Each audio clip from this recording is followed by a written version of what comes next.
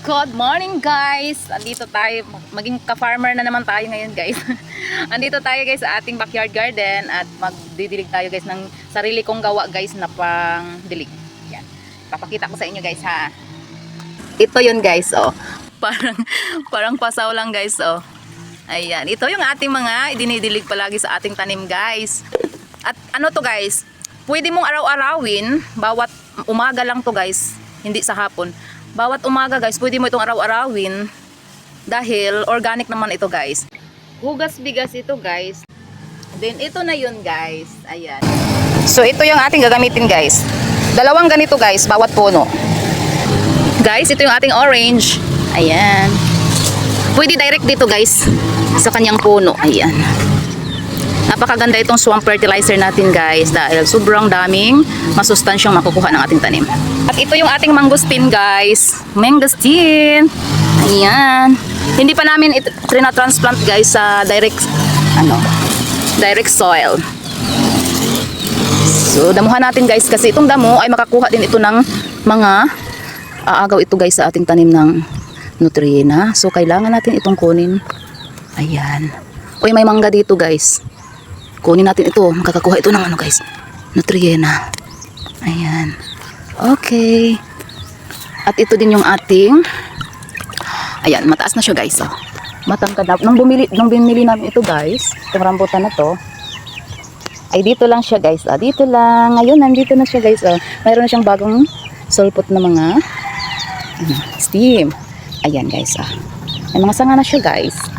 Ito yung ating rambutan dahil paborito natin yung rambutan guys, kaya sinikap natin magkaroon ito. Nabili ko lang to guys, nabili namin ito guys, pati itong mangosteen, nabili namin ito sa Tabo. Mayroon kasing nag-display doon sa Tabo tuwing Saturday. So bukas ay Saturday guys, pupunta naman tayo doon dahil may bibilihin tayo doon ng mga ingredients natin sa ating brownish at banana cake. Ayan, dahil may orders tayo guys. Kompleto na yung ating sa cookies, so sa brownies na lang ang kulang guys. At banana cake. Ayan, damuhan muna natin guys. Aagaw kasi ito guys ng mga nutriena. Instead na para sa tanim natin ay dito mapupunta yung iba. So kailangan natin siyang damuhan. Ayan. Okay guys. Okay.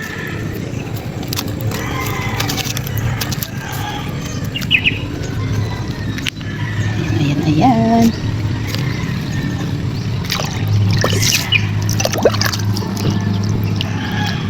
Yung isang lata ay dito natin ilagay na yan.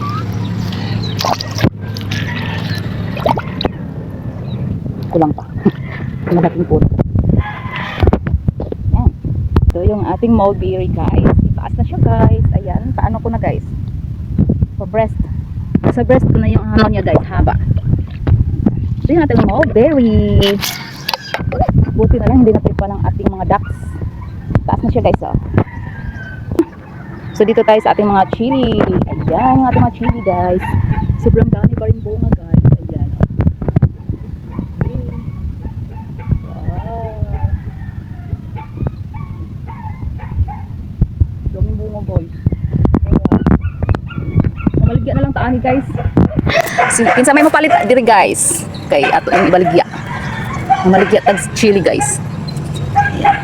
Di magmahay kay daghan og bunga. Ayan. Guys, ito guys, doon sa mga display 150 to 200 ito guys. Ayan.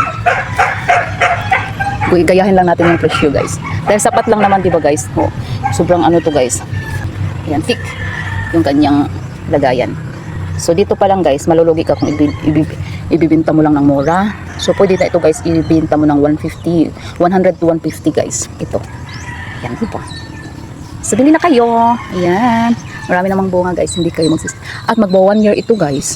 Magwa 1 year ito guys, basta alagaan mo lang ng husto. At nakagandahan dito guys, once nagbunga na siya, ay wala nang stop guys yung pagbubunga niya. Dire-diretso na yan. Diba guys?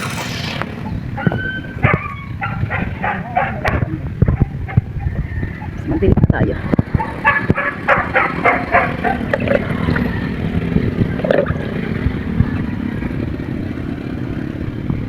So nagdilig tayo ngayon guys nito guys, swamp fertilizer. Then bukas ng umaga guys ay mag-grazing tayo guys ng plain water lang. yung walang halong mga nutrients.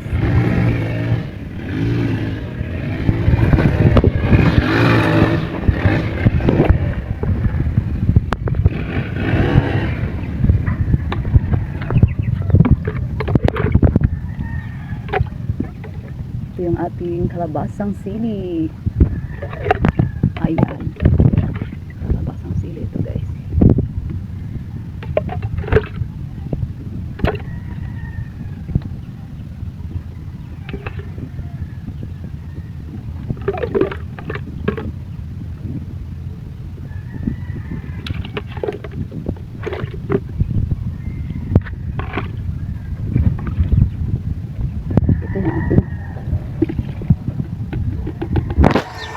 Ito yung aking asawa guys, oh. Maaga pa lang nag-grass cutter na yan. So tapos ng banda dito guys sa ating side yard. Ayan, sa front yard dito guys. Tapos na dyan, so doon na naman tayo guys sa ating bayabas. Ito yung ating bayabas guys, oh. Nakapat ito guys. Ayan. Ito damihan natin guys dahil malaking puno kasi ito. Para tuloy-tuloy na yung kanyang bunga. Nagsisimula na siyang mamunga guys. Pero nalalaglag din guys. Kaya kailangan natin siyang agapan ng mga potassium. Ayan, di ba guys? At nandito yung ating ano guys. Mohon. Mohon guys. So dito namin tinanim. Hindi namin masyadong dinikit sa mohon kasi pag naglagay na dito ng ano guys, kalsada. Kalsada kasi dito guys. Ayan, hanggang doon. Kalsada yan. So, hindi siya matatamaan pag may nag-ano na dito guys ng kalsada. Ayan. Pag naglagay na ng mga sand and gravel. Ayan. So, malayo lang siya guys. Dinidistansya namin. Ito yung aking mga tanglad. Ayan. Dito tayo guys sa kabila guys. Mayroon tayo ditong sobrang laki na guys. Kasing tangkad to na siya guys. Yung ating lemonsito. Yan guys, so daming bulaklak guys. Daming bulaklak. Ang nakagandahan dito sa ating lemonsito guys. Ayan, o diba? Kita nyo ba? Kita nyo din guys, diba? Sobrang daming bulaklak guys. Bakit ganun guys? Ang nangyari? Kasi, once sobrang maaraw guys. Sobrang maaraw ha. Then, bigla ang pag-ulan. Ayan guys, yung mga nangyayari guys. Kaya ganito yung ating lemonsito ngayon. Sobrang daming bulaklak guys. Ayan. Yun yung dahilan guys. At ito yung aking mga gwardiya guys. Sunod ng sunod sa akin guys. Ayan. Ito yung hindi naka-cage guys. Pero yung iba naka-cage doon guys. Yung mga 2 months to 3 months guys, nakakulong sila guys. Ayan. Ito yung aking hindi kinulong guys. Ayan oh. Mga babae guys, ay hindi namin kinulong. Ayan yung ating ito yun lang, rasa guys, rasa. 3 to sila guys. Magkapatid, lalaki. Yung iba mga babae na. 5 babae na rasa. So ayan sila guys oh. Dami nila. Yung mga pato guys, 3 ang nakalabas pero yung iba andun lang sa kulungan nila guys. Ayan. So tira, pati itong ating ano guys, kick. Ano ito guys, yung ating, ano pa nga ba ito? Kiat-kiat. Ayan, itong ating kiat-kiat guys. Ganon din guys, marami din siyang bulaklak. Ayan. Diba guys? Daming bulaklak niya guys. Mayroon pa dito. Mayroon pa doon. At mayroon pa dito. Ayan, itong ating kiat-kiat. Dahil sa biglaang pag-ulan guys at galing sa sobrang init ng araw, sa araw-araw guys, tapos biglang umulan, so ayan yung dahilan guys, kaya marami tayong nakikitang bulaklak ngayon. Ganon din doon sa ating ito guys, nakakawaw talaga guys, yung ating balesong, ayan, kung tawagin sa amin biasong, diba, sabi ko sa inyo guys, diba, grabe guys biasong, daming bulaklak guys at meron nang namubuong bunga. Ayan guys. Grabe siya guys. Makawaw. Makawaw yun siya guys. Hindi ba guys? Ayan. Wow. Grabe. Amazing talaga siya guys kung mamunga. Ito yung ano guys. Paano ko lang guys. Patuhod ko pa lang guys. Pero grabe na yung bunga guys. Di ba? Ayan. Yan yung ating mga tanim dito guys. At ito yung ating lemon. Lemon guys. Maliit pa siya guys, di ba? Patuhod ko rin siya guys. Pero, tingnan nyo yung kanyang ano guys. Daming sanga. Mula dito guys, oh. Mula dito, hanggang doon, doon. Ayan. At yung sanga niya guys, at nagsasanga pa din guys. Kaya amazing talaga guys. Mga gawang fertilizer ko lang ito guys ha. Alagang sariling gawang fertilizer. Ayan, kaya ganyan sila guys. Ayan. Ito yung ating papaya. Ayan. Nakatanim din ako ng papaya guys.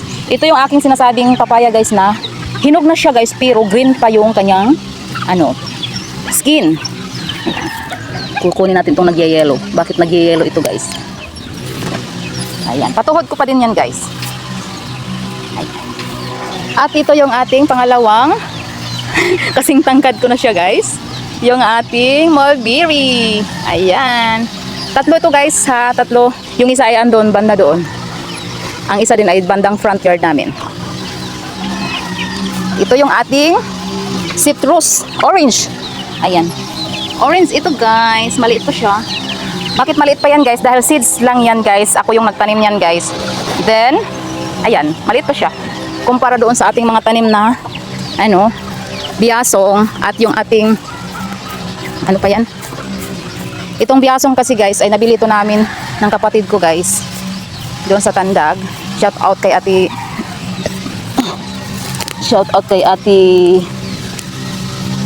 Ito dyan iingan. So ayan guys, binili namin ito sa Tandag. Then ano to guys, grafted. Ayan. At ito yung markot ng asawa ko nung nakatira kami sa Sibahay. O diba? Ayan. At ito yung banana guys, nabigay ng aking bayaw at kapatid. Dinala ng tatay ko dito. Banana lakatan. Ayan, tingnan nyo guys, nag-ano na siya guys. Nagbigay na siya ng isang dahon. Thank you. At hindi muna natin dadamuhan guys, kasi katatanim lang namin guys, so hindi pa siya pwedeng galawin. Ayan. At nilagyan na rin namin ito, kids. Si tatay po yung naglagay nito guys, para hindi siya maano ng ating mga manok at pato. Ayan. Kinulong muna namin.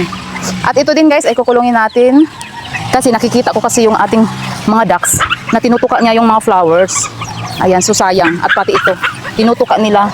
So yun yung ating gawin ngayon guys. Lagyan din natin ng kids. Kasi sayang naman kung tutukain lang nila yung mga dahon at yung mga flower at bunga. Diba? Sayang talaga. Yun, okay pa yun guys dahil wala pang bunga. Ito lang ating kukulungin at yung isa. Yung kiat-kiat. Ayan. So, magdidilig pa ako guys. So yun lamang po guys. Salamat sa inyong panonood. At muli, sana po ay patuloy po kayo magsuporta sa aking mga vlogs, sa aking mga post video. At sobrang nakakatulong talaga yan guys. Nag-iipon po kasi ako guys dahil para sa ating mga plans ng ating gagawing flying fence ng ating mga manok. Then, may bibilihin pa din ako guys ng mga 3x3 para sa ating mga pangbintang pansabong. Ayan, ng mga chicken guys. So yun lamang po guys. Thank you for watching.